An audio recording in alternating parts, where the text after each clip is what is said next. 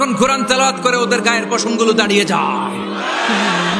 কত আযাবের আয়াত যায়, কত জান্নাতের সুন্দর বর্ণনা চলে যায়, কিন্তু যিনি পড়ায় উনিও কান্দে না, আমরাও কান্দি না, ঠিক কি না?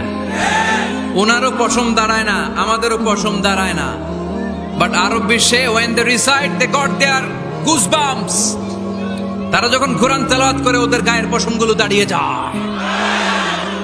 শাইখ আব্দুর রহমান সুদাইস যখন তেলাওয়াত করে পিছনে মুসল্লিরা কাঁদে। আমি গত বছর হজে ওনার পেছনে নামাজ পড়ছিলাম, উনি সূরা কুরাইশ পড়ছে, উনি পড়ছেন ফালিয়াবুদু রাব্বা হাযাল বাইত। এই কথা বলে উনি কাঁদতে শুরু করলাম, আমরাও কাঁদতে শুরু করলাম। কারণ এই আয়াতের অর্থ হচ্ছে ফালিয়াবুদু লিইলাফি কুরাইশিন ইলাফিহিম রিহলাতাশ শিতাই ওয়াস সাইফ। ও কুরাইশি ব্যবসায়ীরা, শীত গ্রীষ্মে তোমরা ব্যবসা করো, কিন্তু ফালিয়াবুদু রাব্বা হাযাল বাইত, এই ঘরের রবের ইবাদত করো। ওই ঘরটা কিন্তু সামনে।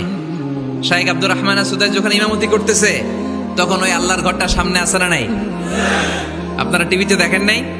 কাবা ঘরের সামনেই কিন্তু নামাজটা পড়ে। তো ওই আয়াতের অর্থ ছিল এই ঘরের রবের ইবাদত করবা, তাহলে রিজিকের ব্যবস্থা করবে কে?